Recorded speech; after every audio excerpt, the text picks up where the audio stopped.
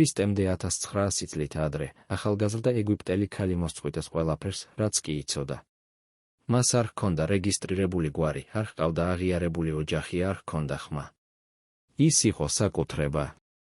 მაგრამ ამ სტატუსის, უფლებებისა და იმედის არ მქონე ქალმა მიიღო რაღაც, რაც მანამდე არც ერთ პატრიარქს ან წინასწარმეტყველს არ მიუღია, პირისპირ შეხვედრა უფლის ანგელოსთან და პატივი, ყოფილიყო პირველი ადამიანი წმინდა წერილში, რომელმაც ღმერთს სახელი დაარქვა.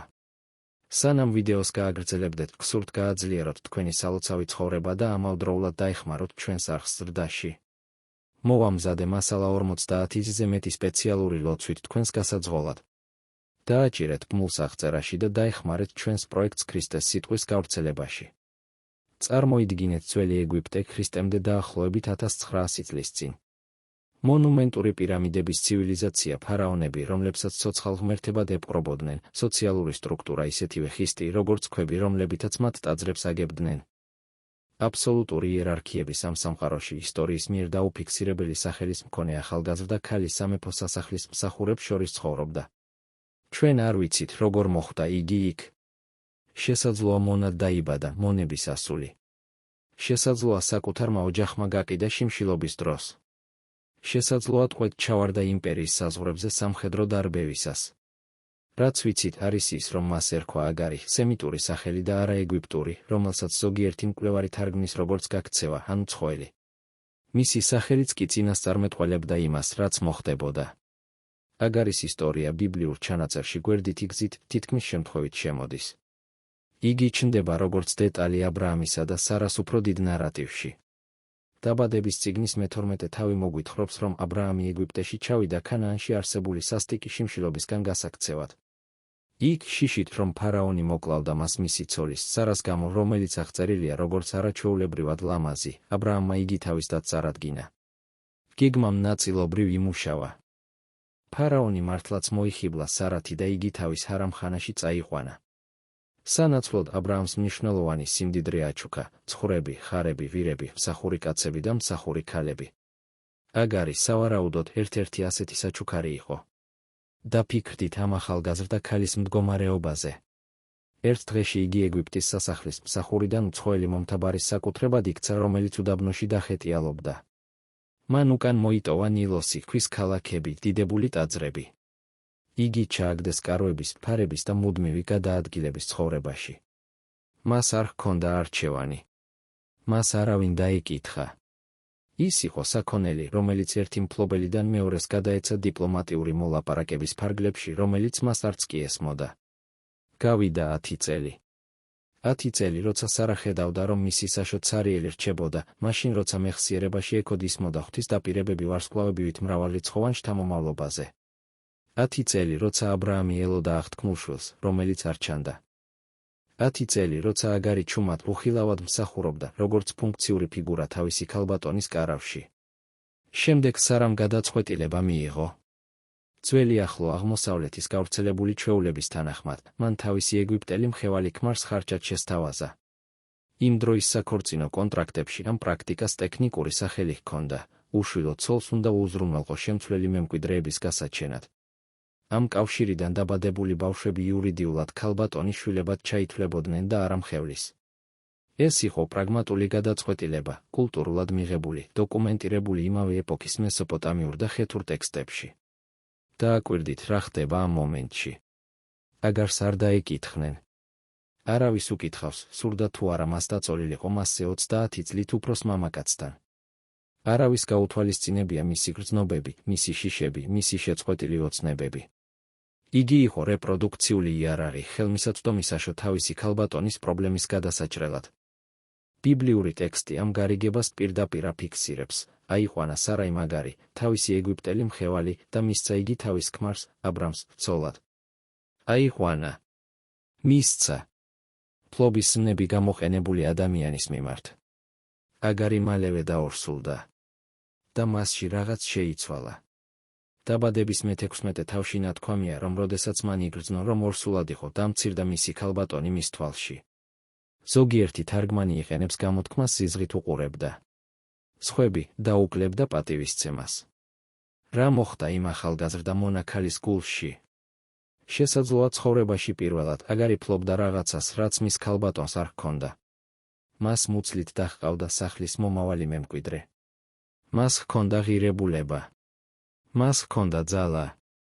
მას ჰქონდა რაღაც, რასაც იმ მომენტში ვერავინ წაართმევდა. წლების განმავლობაში ჩუმი და მცირება, იძულებითი მორჩილება, სრული უხილავობა, ეს ყველაფერი ახლა დუღდა ადამიანურ, გასაგებ და ღრმად პრობლემურ რეაქციაში. სარამ მრისხანებით უპასუხა. მივიდა ა ブラ ამთან და თავისი იმედგაცრუება გადმოღვარა, ჩემი შეურაცხყოფა შენზე იყოს. მე თავად ჩავაწვინე ჩემი მხევალი შენს მკლავებში და ახლა როცა იცის, რომ ორსულადაა, დამცირებული ვარ მის თვალში. უფალმა განსაჯოს ჩემსა და შენს შორის, ა ブラ ამის პასუხი ბევრს ამბობს იმ სახლის დინამიკაზე. მან უბრალოდ სარას დაუბრუნა პასუხისმგებლობა, შენი მხევალი შენს ხელთაა. უყავი მას ის, რაც კარგად მოგეჩვენოს. უყავი მას ის, რაც კარგად მოგეჩვენოს. პატრიარქმა ხელები დაიბანა. ორსული ქალი მისი შვილით ეჩვიანი ცოლის შურისძიებას გადაეცა. ტექსტი იყენებს სპეციფიკურ ებრაულ სიტყვას იმის აღსაწერად, რაც სარამ გააკეთა, ტანჯვა. ებრაული ზმნა ენა ატარებს ჩაგურის, დამცირების, სასტიკი მოპყრობის კონოტაციას. ეს იგივე ზმნა, რომელიც გამოიყენება ეგვიპტეში ისრაელიანების მონობის აღსაწერად თაობების შემდეგ. აგარი გაიქცა. ორსული მარტოხელა ეგვიპტელი მონა ქალი ქანაანის უდაბნოში. მან შურის გზას მიაშურა, გზას, რომელიც ეგვიპტეში ბრუნდებოდა. შინ ბრუნდებოდა? ცდილობდა ნებისმიერი ფორმის მონობისგან თავის დაღწევას. უბრალოდ უმისამართოდ გარბოდა სასოწარკვეთილებისგან. ტექსტი ამას არ ამბობს. მხოლოდ აღნიშნავს, რომ იგი წყლის წყაროსთან შეჩერდა შუაგულ არაფერში. და იქ მოხდა რაღაც უპრეცედენტო წმინდა წერილში. უფლის ანგელოზი გამოეცხადა მას. არა ა ブラ ამს, პატრიარქს. არა სარას, მატრიარქს. არა მედმას. გაქცეულ მონას. სტატუსის სამართლებრივი დაცვისა და საზოგადოების თვალში ყოველგვარი მნიშვნელობის არ მქონე ქალს. და პირველი, რაც ამ ღვთაებრივმა მაცნემ გააკეთა, იყო ის, რომ სახელით მიმართა, აგარც სარაის მხევალო. ეს პირველი შემთხვევაა ბიბლიურ ნარატივში, როდესაც ვინმე აგარს საკუთარი სახელით მიმართავს. არა ეგვიპტელი. არა მხევალი. არა მე და აგარი. მას ჰქონდა ზეცის მიერ აღიარებული იდენტობა. ანგელოზმა ორი მარტივი კითხვა დაუსვა, საიდან მოდიხარ? საით მიდიხარ? აგარმა სასტიკი გულწრფელობით უპასუხა, ჩემი ქალბატონის სარაის პირისგან გავრბივარ. ბრძანება, რომელიც შემდეგ მოჰყვა, თანამედროვე ყურისთვის მკაცრად ჟღერს, დაბრუნდი შენს ქალბატონთან და დაემორჩილე მის ხელს. დაბრუნდი ჩაგვრაში. დაბრუნდი დამცირებაში. დაბრუნდი სახლში, სადაც შენ ადამიანად არ გხედავენ. მაგრამ ამ ბრძანებასთან ერთად მოვიდა არაჩვეულებრივი დაპირება.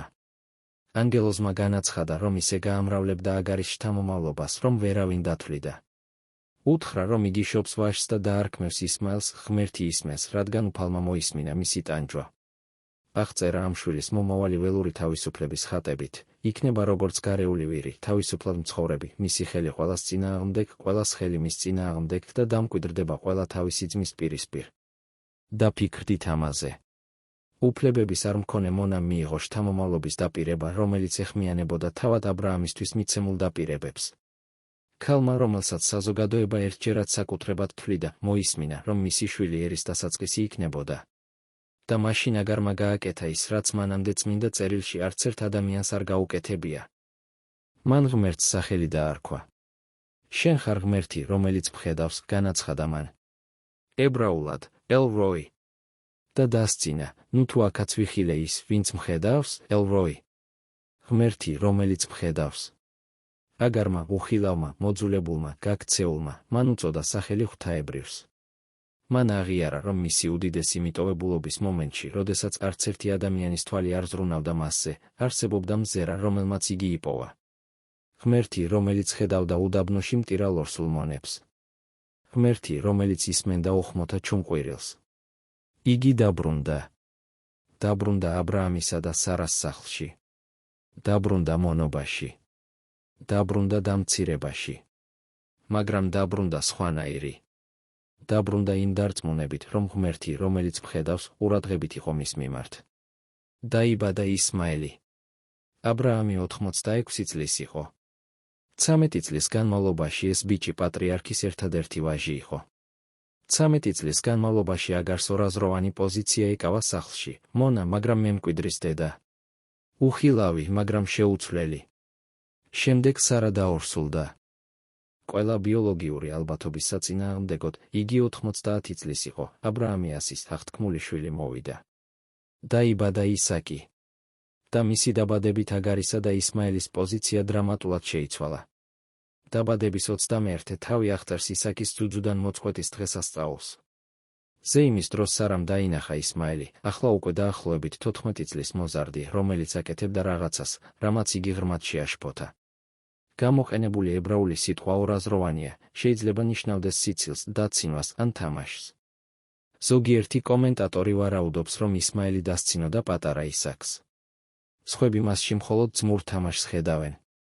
როგორიც არ უნდა ყოფილიყო ამ ჟესტის ბუნებას, სარამ უკიდურესი მოთხოვნით უპასუხა: გააგდე ეს მხევალი და მისი შვილი, რადგან ამ მხევლის შვილი არ იქნება მემკვიდრე ჩემ შვილთან, ისაკთან ერთად. გააგდე.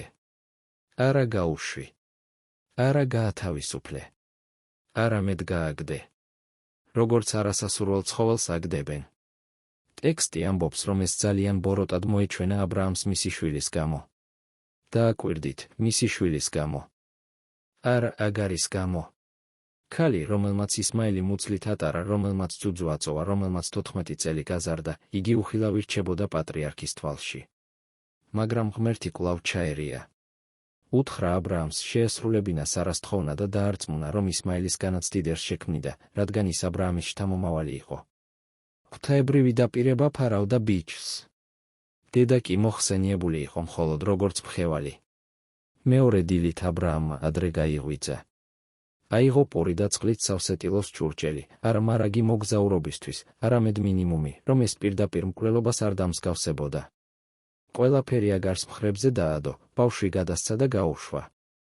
გაუშვა. 10 წლეულების მსახურების შემდეგ. მისთვის შვილის გაჩენის შემდეგ. ყველაფრის შემდეგ. პური და წყალი. აგარი წავიდა. უმისამართოდ დახეტიალობდა ბეერშებას უდაბნოში. როდესაც წყალი გათავდა, მან გააკეთა ის, რაც ნებისმიერ მკითხველს გულს უგლეჯს. ბავშვი ბუჩქის ქვეშ დააწვინა, ისრის გასროლის მანძილზე მოშორდა, დაჯდა და თავისთვის თქვა: ნუ ვუყურებ ბავშვის სიკვდილს. დაატირდა.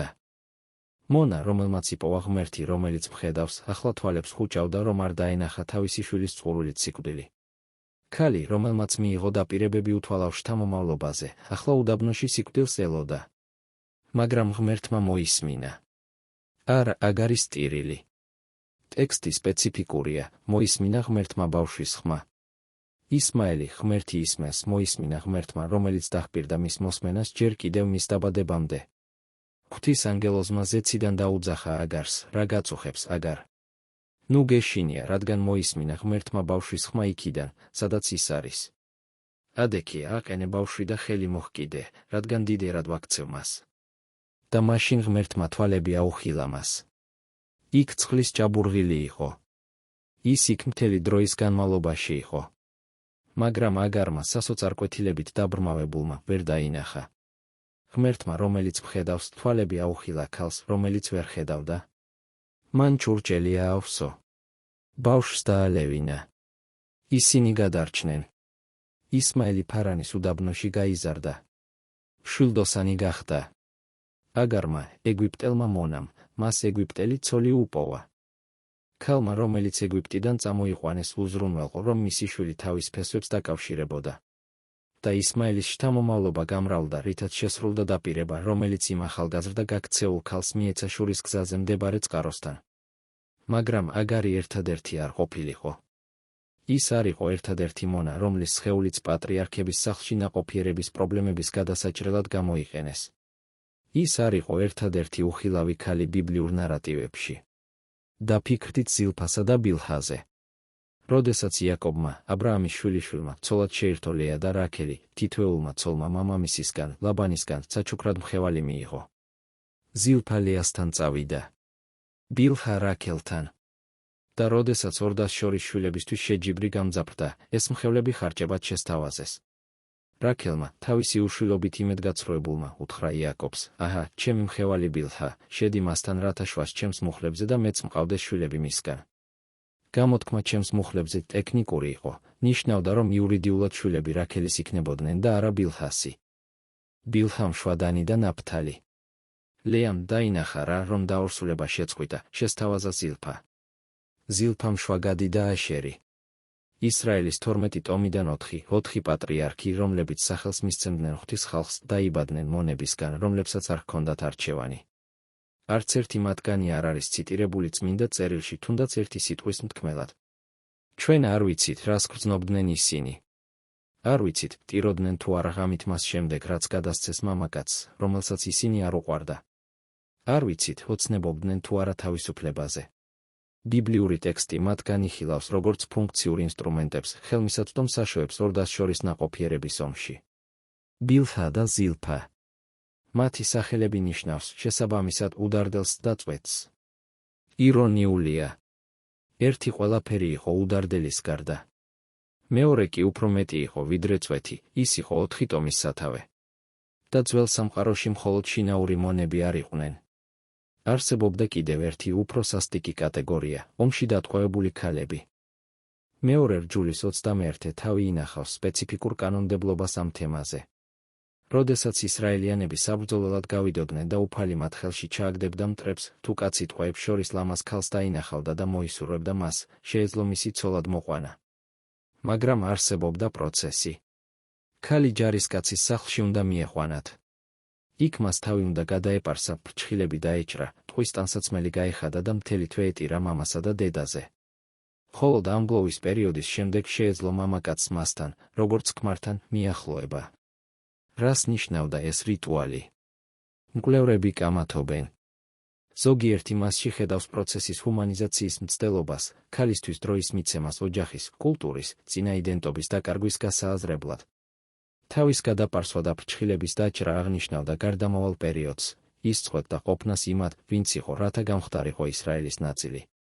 ტყვის ტანსაცმელი ახლით იცვლებოდა. ერთი იდენტობა იშლებოდა, რათა მეორე აშენებულიყო. სხვები მასში დაცვის მცდელობას ხედავენ.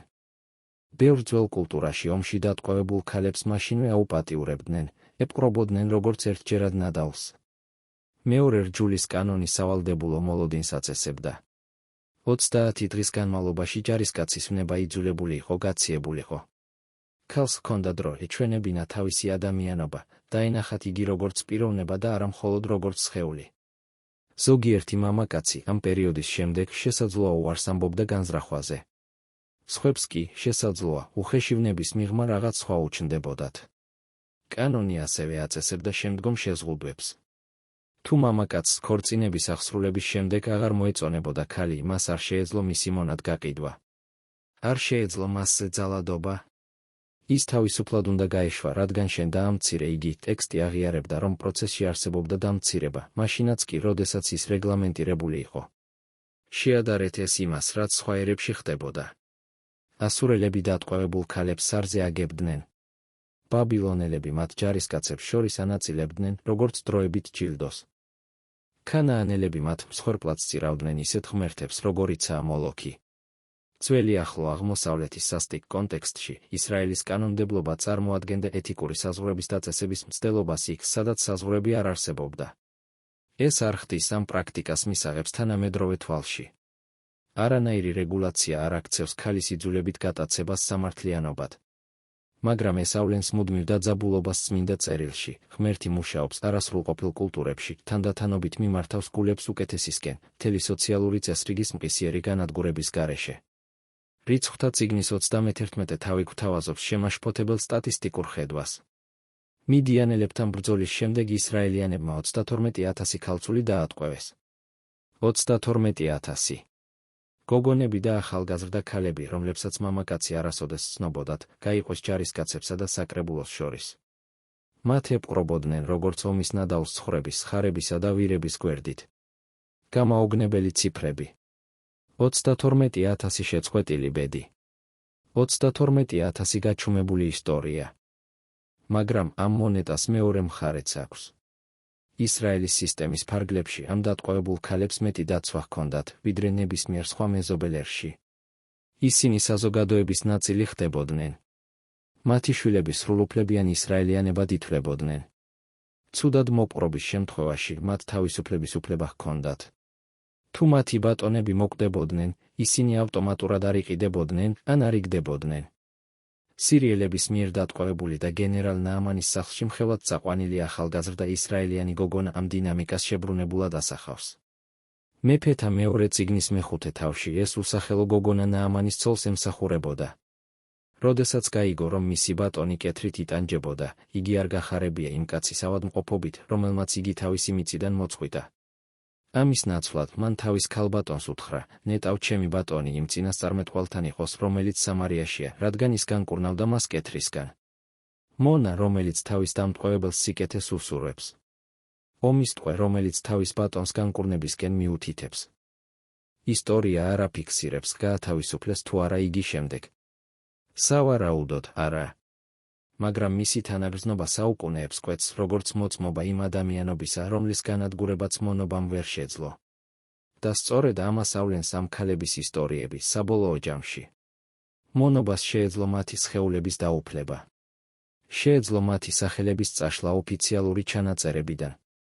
შეეძლო მათი ხმების ჩახშობა ნარატივებში. მაგრამ ვერ ახერხებდა მათში აღბეჭდილი ღვთისხატის წაშლას. აგარმა, მოძულებულმა და გაქცეულმა, სახელი დაარქვა ღვთაებრიოს. ბილჰამ და ზილფამ, რომლებიც შემცვლელ საშუალებად გამოიყენეს, პატრიარქები შვეს. ომში დატყვევებული ქალები, რომლებიც ისრაელს შეუერთდნენ, რჩეული ხალხის წინაპრები გახდნენ. ნაამანის მხევალმა, თავისი მიწიდან მოპარულმა, განკურნება მოუტანა თავის დამტყვევებელს. ნიმუში მეორდება. სისტემა ცდილობს მათ დეჰუმანიზაციას. ღმერთი დაჟინებით ხედავს მათ. და აქ არის შემოbrunება, რომელიც ყველაფერს ცვლის, როდესაც მოციქულმა პავლემ გალატელებს მისწერა საუკუნეების შემდეგ, მან სწორედ აგარისა და სარას ისტორია გამოიყენა როგორც ალეგორია. აგარი, მონა, წარმოადგენდა სინაის აღთქმას, ჯულს, რომელიც შობს მონობას.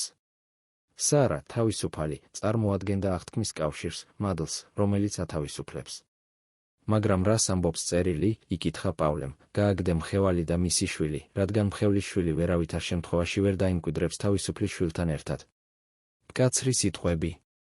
აშკარად აგარის უარყოფის საბოლოო დადასტურება. მაგრამ დააკვირდით, რას აკეთებს პავლე შემდეგ. იგი აცხადებს, ჩვენ კი, ძმებო, ისაკის მსგავსად აღთქმის შვილები ვართ. შემოbrunება ეს არის, ისინი, ვინც დამონებულნი იყვნენ, არა ადამიანური მონობით, არამედ რჯულით, ცოდვით, საკუთარი თავის გადარჩენის შეუძლებლობით თავისუფლდებიან აღთქმით. იგივე ღმერთი, რომელმაც იხილა აგარი უდაბნოში, ხედავს ყველა ადამიანს, რომელიც დამონებულია საკუთარი მდგომარეობის სიმძიმით. და ქრისტემ სარას აღთქმულმა შთამომავალმა ისაკის მეშვეობით მოიტანა თავისუფლება ყველა მონისთვის, ნებისმიერი სახის მონობისგან. სახარება არ აშინაურებს ამ ისტორიას. იგი არ თვალთმაქცობს, თითქოს მონობა არ არსებობდა. არ შლის აგარის ცრემლებს, არც ბილჰასა და ზილფას დუმილს, არც 32,000 მიდიანელი ქალწულის ტრავმას. მაგრამ იგი კვეთს ამ ისტორიებს გარდამსახველი ჭეშმარიტებით, ქრისტეში არ არის არც მონა და არც თავისუფალი. არ არის არც მამაკაცი და არც ქალი. ყველა ერთი ხართ. აგარი ფარანის უდაბნოში გარდაიცვალა. არ ვიცით როდის. არ ვიცით როგორ. მისი საფლავი თუ კი საერთოდ ჰქონდა, ქვიშამშთან დგა. მაგრამ მისი სახელი რჩება წმინდა წერილში, როგორც პირველი ადამიანისა, რომელმაც ღმერთს სახელი დაარქვა. ელ-როი. ღმერთი, რომელიც მხედავს. და ის კვლავ ხედავს. ხედავს უხილავებს. ხედავს გაჩუმებულებს. ხედავს მათ, ვისაც სამყარო ერთჯერად საკუთრებად ებკრობა. იქ, სადაც თქვენ იყურებით და ვერავის ხედავთ, ის ვიღაცას ხედავს.